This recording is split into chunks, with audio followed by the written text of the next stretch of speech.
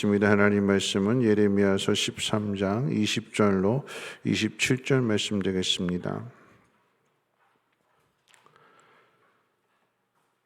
예레미야서 13장 20절로 27절까지 한 절씩 교독으로 읽겠습니다. 너는 눈을 들어 북방에서 오는 자들을 보라. 내게 맡겼던 양떼, 내 아름다운 양떼는 어디 있느냐?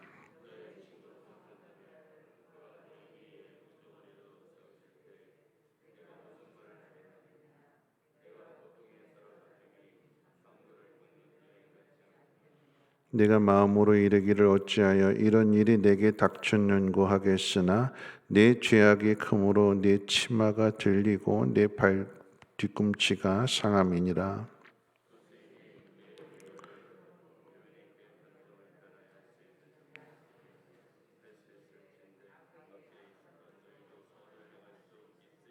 그러므로 내가 그들을 사막 바람에 불려가는 건불같이 흩으리로다.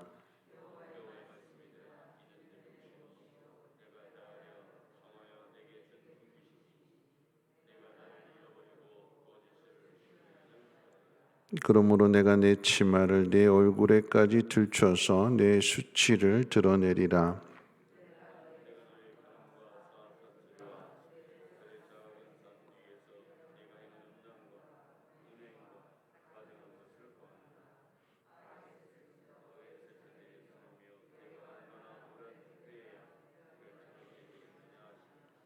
아멘. 오늘 예레미야 23장의 말씀은 어제도 말씀드렸지만 계속해서 교만에 대한 이야기인데요. 우리가 읽은 말씀 20절에 보니까 너는 눈을 들어 북방에서 오는 자들을 보라. 내게 맡겼던 양떼, 내 아름다운 양떼는 어디 있느냐? 눈을 들어서 유다를 심판하기 위해서 북방에서 오는 자들을 보라고 하십니다. 이 북방에서 오는 자들은 남유다를 멸망시키게 될 바벨론을 의미합니다. 이 바벨론이 쳐들어오게 되면 유다의 양떼, 즉 유다의 백성들은 다 멸망을 당하여 찾아볼 수 없게 됩니다. 죽임을 당하게 될 것이고 뿔뿔이 흩어지게 될 것입니다. 하나님께서 맡겨주신 것인데, 하나님이 분깃으로 주신 것인데, 그런데 이 모든 것들을 다 잃어버리게 되는 그 이유가 어디에 있을까요? 그 뒤에 있는 이제 21절 말씀 가운데 보면 너의 친구 삼았던 자를 그가 내 위에 우두머리로 세우실 때에 내가 무슨 말을 하겠느냐? 너의 친구 삼았던 자라고 하는 것은 이 북방에서 오는 바벨론을 의미합니다. 역사적으로 여호야김이라고 하는 이 왕 때에 이 신흥 국가인 바벨론에게 워낙 강력했기 때문에 그 당시에 패권을 쥐고 있기 때문에 남유다가 이 바벨론에게 조공을 바쳤어요. 하나님의 백성이 세상 나라에 조공을 바치는 관계를 한번 생각해 보십시오. 다윗의 왕국 때는 주변의 국가들이 이 이스라엘을 두려워 벌벌 떨었는데, 그런데 이 상황이 역전이 되어서 이 다윗의 후손들, 다윗 왕조가 세상 나라에 조공을 바치면서 평화를 유지합니다. 그런데 이 여호야김이라고 하는 왕이 이 관계를 깨트리는 거예요. 난 더 이상 조공을 바칠 수 없다. 그 관계를 한번 극복해 보고자 방법을 찾았는데, 근데 그 방법이 어떤 방법이냐? 이런 방법입니다. 그러니까 학교의 비유로 이야기한다면 학교에 갔는데 자꾸 괴롭히는 일진이 있어요. 맨날 뭐 이렇게 돈 달라고 요구하고 뭐 좋은 거 가져가면 다 빼앗고, 그런 관계. 이 관계를 어떻게 이걸 극복해 볼까? 어떻게 극복할까요? 이 친구가 극복하는 방법이 뭐냐면 다른 친구를 불러다가 야, 나 좀 도와줘. 나랑 같이 힘을 합쳐서 쟤랑 한번 싸워보자. 그래서 도전을 한다면, 그런데 이 도움을 요청한 친구가 이 친구보다 약하다면 그 싸움은 지는 거죠. 그럼 지게 되면 어떻게 될까요? 더 두드려 맞는 거죠. 남유다가 택한 방법, 여호야김이 택한 방법이 어떤 방법이냐? 이 관계를 좀 극복해야겠다. 이 관계를 깨트려야겠다. 다시 정상으로 돌아가야겠다. 그러면 그 안에서 스스로 그 문제를 해결해야 되는 것입니다. 어떻게 해결해야 될까요? 믿음이잖아요, 믿음. 근데 그 믿음을 저버리고 하나님의 도움을 요청하지 않고 세상의 도움을 요청하게 됩니다. 그래서 그 좋았던 관계가, 그나마 좋았던 관계가 더 악하게 되는 거죠. 더 힘들어지게 되는 것입니다. 그래서 그 다음 말씀 가운데 내가 고통에 사로잡힘이 산고를 겪는 여인같이 되지 않겠느냐. 여인들이 당하는 고통 가운데 가장 큰 고통이 해산의 고통이라고 그러잖아요. 그런 고통을 당한대. 최고의 고통을 당한다라고 하는 것입니다. 나라가 망하니까 그보다 더 큰 고통이 어디 있겠어요. 그리고 그 다음 말씀 가운데 보면 내 죄악이 크므로 내 치마가 들리고 내 발뒤꿈치가 상하니라. 치마가 들린다라고 하는 것은 부끄러운 일을 당하고 수치를 당하는 것이고, 내 발뒤꿈치가 상한다라고 하는 것은 아프고 제대로 걸을 수 없는, 앞으로 나아갈 수 없는 그런 일들을 당한다라고 하는 의미가 됩니다. 자, 이런 상황을 바꿀 수 있을까요? 이스라엘 남유다의 죄가 무엇인지를 오늘 23절 말씀이 가르쳐 주게 돼요. 우리 23절 같이 한번 읽어볼까요? 구수인이 그의 피부를, 표범이 그의 반점을 변하게 할 수 있느냐? 할 수 있을진데 악에 익숙한 너희도 선을 행할 수 있으리라. 여기서 구수인이 등장하는데 이 구수인이라고 하는 것은 함의 자손들을 이야기합니다. 그러니까 노아의 아들 가운데 저주를 받은 함의 후손이 되는데, 이 구스인을 다른 표현으로 이디오피아인이라고 합니다. 애굽 사람들이에요. 애굽 사람들. 남유다가 바벨론과의 관계를 깨트려서 좀 우리 주권을 한번 제대로 찾고 싶다 해서 의지했던 사람들이 누구냐? 함의 자손, 즉 애굽 사람들이라고 하는 얘기예요.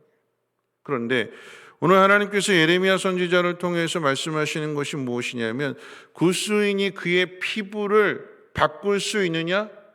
또는 다른 표현으로 표범이 태어날 때부터 그 얼룩 반점을 가지고 태어나는데 스스로 표범이 이 반점을 지울 수 있겠느냐? 사자처럼 밋밋한 모습으로 스스로 할 수 있겠느냐?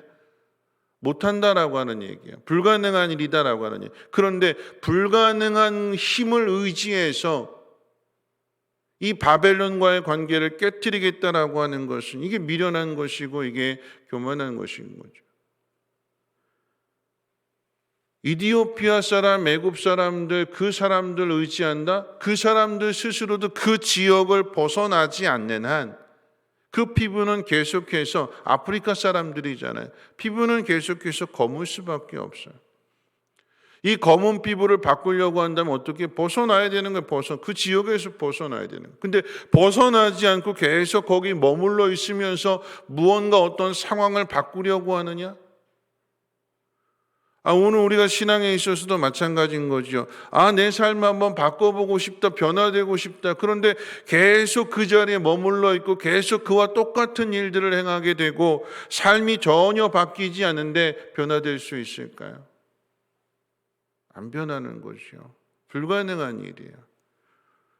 오늘 두 가지 구스인에 대한 이야기와 또 표범에 대한 이야기를 비유를 통해서 주시는 것이 무엇이냐면 그 뒤에 말씀, 이런 말씀이죠. 악에 익숙한 너희도 선을 행할 수 있으리라. 만약에 구스인이 그 피부를 바꿀 수 있고 표범이 그 반점을 지울 수 있다면 악인도 선을 행할 수 있다. 반어법이에요. 뒤집어서 이야기하면 할 수 없다라고 하는 것을 강조하기 위해서, 표범이 그 반점을 지울 수 없는 것처럼 악인도 스스로는 선을 행할 수 없다. 세상적인 방법을 통해서는 선을 행할 수 없다. 악에 익숙해져 있기 때문에, 그 자리에 계속 머물러 있고 그 자리에 계속 살고 있기 때문에 이게 아주 자연의 일부가 되어져 버렸어요. 악을 행하는 것이 익숙해져 버렸어요. 그래서 스스로는 깨닫지를 못합니다. 거기 다 사는 사람들이 전부 다 피부가 검고 또 표범으로 태어나게 되면 다 반점을 가지고 태어나는, 그게 자연적이고 그게 일상적인 것인데 이게 잘못됐다, 이걸 어떻게 바꿀 수 있겠어요? 악에 치우쳐 있고 악에 익숙해져 있기 때문에 오히려 그것이 편합니다. 그래서 바꾸는 게 쉽지 않아요. 이게 불편하다, 이거 잘못됐다, 그런 것들을 자꾸 생각하게 될 때 뭔가 그걸 좀 바꾸려는 의식이 생기는 것인데, 그렇지 않고 그 안에 머물러 있으면 절대 바꿀 수 없는 거죠. 누군가가 가르쳐 주지 않는 이상은. 여러분, 우리 신앙도 마찬가지예요. 계속해서 똑같은 일을 행하게 되고 그러면 절대 바뀌지 않는 거예요. 그런데 하나님께서 하나님의 영을 우리 가운데 허락해 주셨기 때문에, 보내주셨기 때문에 성령께서 우리 마음속에 가르쳐 주시는 것에 자꾸 귀를 기울여야 되잖아요. 옛날에 하던 일들 말고 옛날의 본성. 그래서 바울이 우리에게 이야기하는 것은 우리 안에 두 가지 법이 있을진데 자꾸 성령의 법에 귀를 기울이고 가르쳐 주시는 대로 순종하며 따라가야 이것이 우리의 그 옛 본성을 바꾸게 되는 거지. 그렇지 않는다면 다시 옛날로 돌아가는 거예요. 옛날 성품으로 돌아가는 거예요. 나는 아니라고 하는데 거기에 너무나 길들여져 있기 때문에 그걸 깨닫지 못하는, 그걸 편하다고 생각하는 것입니다. 잘못된 방법을 가지고 이걸 내 삶을 한번 바꿔봐야지, 세상 의지하면서 내 삶을 한번 바꿔봐야지, 그 결과가 무엇이냐. 24절부터 이렇게 결국 심판에 대한 이야기인데, 그러므로 내가 그들을 사막 바람에 불려가는 건불같이 흩으리로다. 그 생각이 원하는 것들을 이루지 못한다라고 하는 것입니다. 아무리 계획을 세워도 바람에 나는 겨처럼 정착하지 못하게 되는 거예요. 이루지 못하는 것입니다. 그런데 그럼에도 소망이 있는 것이 무엇이냐면, 우리 27절 같이 한번 읽어볼까요? 27절입니다. 시작. 내가 너의 간음과 사악한 소리와 들의 작은 산 위에서 내가 행한 음란과 음행과 가증한 것을 보았노라. 화 있을진지어 예루살렘이여, 네가 얼마나 오랜 후에야 정결하게 되겠느냐 하시니라. 하나님이 다 보셨대요. 다 보시고 그것을 가르쳐 주시고 깨닫게 해주시고 돌이키게 하시려고 하는데, 근데 지금 돌이키지 않는 거예요. 하나님이 지금 봐라 내가 지금 다 보고 있다 이렇게 말씀하시는 것은 하나님이 고쳐주시기 위함이에요. 뒤에 있는 마지막 절 뭐라고 이야기했는가? 예루살렘이여, 내가 얼마나 오랜 후에야 정결하게 되겠느냐. 이 이야기는 하나님께서 이 이스라엘을, 예루살렘을 정결하게 하시기를 원하신다라고 하는, 그래서 지금 예레미야 선지자를 통해서 계속해서 말씀해 주시는 거잖아요. 어제 말씀대로 하나님 앞에 영광을 돌리는 것이 무엇이냐, 하나님 주시는 그 말씀을 그대로 받아들이는 거예요. 너 복을 받을 거야, 그러면 그 말씀 그대로 복을 받는 거죠. 너 잘못했기 때문에 벌을 받을 거야, 그러면 하나님 말씀 그대로 받아들이는 게 그게 복이 되는, 그게 하나님의 영광을 나타내는 거예요. 왜요? 하나님께서 벌을 주신다라고 하는 것은 그 이스라엘을, 예루살렘을 고치시기 위함인 거잖아요. 정결하게 하시기 위함이잖아요. 하나님이 이 생각을 가지고 심판을 하시는 거예요. 심판이 목적이 아니라 너 내 말 안 들었으니까 한번 당해봐라, 이런 의미가 아니고, 하나님 그들을 다시 돌아오게 하셔서 하나님의 복을 받는, 하나님 허락하신 분깃을 잘 지키고 그 안에서 복을 누리는 하나님의 백성으로 살아가기 원하셔서, 그래서 지금 이와 같은 일들을 하나님께서 주시는 거잖아요. 예레미야 선지자를 통해서 가르쳐 주시고 계속해서 반복해서 말씀하시는 거잖아요. 항상 심판에 대해서 이야기하지만, 그런데 그 뒤에는 항상 회복에 대한 말씀, 소망의 말씀을 주시는 것이고, 하나님의 마음을 우리에게 가르쳐 주시는 거예요. 하나님 말씀이 무엇입니까? 네가 언제까지 이렇게 있겠느냐? 빨리 정결해져라. 어떻게 정결해질까요? 하나님 말씀을 듣고 하나님 말씀에 비추어서 우리 자신의 모습을 보는 거예요. 옛 본성으로 다시 돌아가지 않고 날마다 나 자신과의 싸움을 통해서, 어떻게 싸워요? 하나님 말씀 붙들고 하나님 말씀 믿음으로. 여호야김이 왜 실패했을까요? 믿음으로 싸워야 될 싸움을 세상의 힘을 빌려서 싸우려고 하니까 당연히 질 수밖에 없는 거예요. 하나님 허락하시지 않습니다. 그런 방법들은. 바벨론을 치기 위해서 애굽의 도움을 요청해서 싸운다고 하면, 그래서 만약에 승리했다라고 한다면 이건 또다시 애굽의 종이 되는 거예요. 근데 그걸 깨닫지 못하잖아요. 이 사람에게 조공 바치는 게 싫어서 이 사람의 도움을 요청해서 내가 이 싸움을 이겨보겠다. 그럼 그 싸움에서 이기면 또다시 애굽의 조공을 바치는 관계. 내가 너 도와줬으니까 조공 내. 그걸 깨닫지 못하는 거예요. 우리의 도움은 하나님밖에 없다라고 하는 사실이고, 우리의 구원은 하나님밖에 없으면 어떻게 해요? 하나님 말씀에 귀를 기울이고 그 말씀대로 행하는 것이, 그게 믿음 있는 사람 아니겠습니까? 믿음 있는 사람은 하나님이 지키시고 보호해 주시고, 마음이 정결하고 마음이 깨끗한 사람, 겸손한 사람, 그 사람이 하나님의 복을 받는 것이며 하나님이 허락하신 분깃을 지키는 사람인 것을 기억하시고, 오늘 저와 여러분들이 하나님 주신 이 분깃을 놓치지 않도록, 잃어버리지 않도록 더욱더 하나님 말씀에 귀를 기울이고 그 말씀 앞에 우리 자신을 정결하게 깨끗하게 다듬어 갈 수 있는 믿음의 사람들 되시기를 주님의 이름으로 부탁을 드립니다. 우리 찬송가 322장 찬송하신 후에 함께 통성으로 기도하겠습니다. 찬송가 322장, 통일 찬송가로는 357장입니다. 세상의 헛된 신을 버리고 하나님 이름 높여 기리세. 온 천하 백성 모두 나와서 다 같이 하나님만 섬기세. 세상에 헛된 우상 버리고 인간의 모든 부귀영화와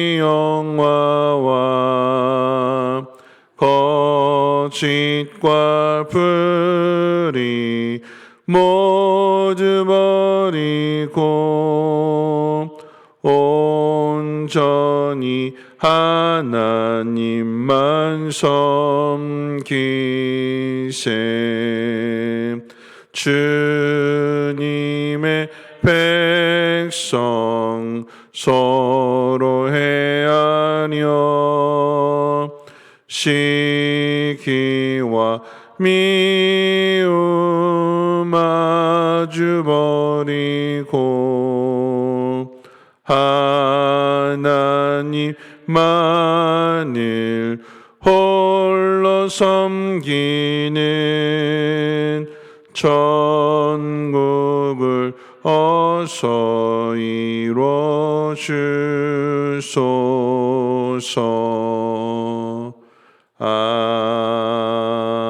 아멘.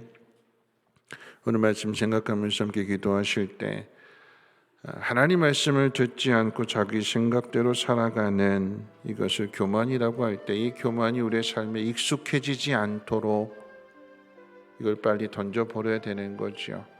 겸손해져야 되는 것인데, 근데 겸손은 하나님 말씀에 순종하는 것이 겸손입니다. 내 안에 하나님의 영이 하나님의 말씀을 가르쳐 주시고 깨닫게 해주실 때에 그것을 힘써 지키는, 옛날로 돌아가지 않고 날마다 새로워지는 그 모습 가운데 나아가는, 그래서 하나님의 영광을 나타내는 믿음의 사람들, 또한 하나님 주신 분깃을 잃어버리지 않고 그것을 잘 지키며 복을 누리는 사람들 되게 해달라고 함께 통성으로 하나님 앞에 기도합니다. 좋으신 하나님 감사합니다. 오늘 이 새벽에도 하나님 귀한 전으로 인도해 주시고 하나님 말씀을 듣게 해주심을 감사합니다.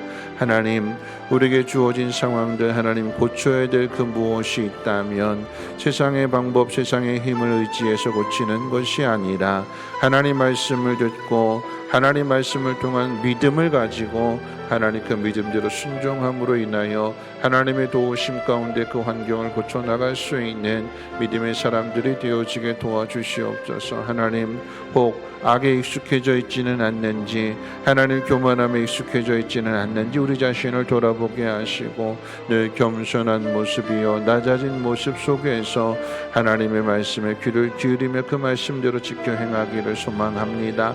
하나님 말씀을 들을 때마다 하나님의 영이 우리 마음 가운데 깨닫게 해주시는 그 말씀을 붙들게 하여 주시고 하나님, 힘들고 어려울지라도 지켜 행하게 하옵소서. 하나님, 힘이 들고 어려운 일들을 하나님 이겨내야만 하나님 그 힘을 갖게 될 것입니다. 하나님, 우리 앞에 있는 주어진 모든 상황들 결국은 하나님께서 우리를 정결하게 하시기 위함인 것을 하나님 깨닫게 해주셔서 하나님 말씀에 비추어서 하나님 우리 자신을 돌아보게 하시고 잘못된 것들, 악을 행한 것들 하나님 앞에 뉘우치며 회개하고 돌이킴으로 인하여서 하나님 기뻐하시는 일들을 이루어가게 하시고 믿음의 올바른 방향으로 나아감으로 인하여서 선을 행할 수 있는 삶이 되어지게 도와주시옵소서.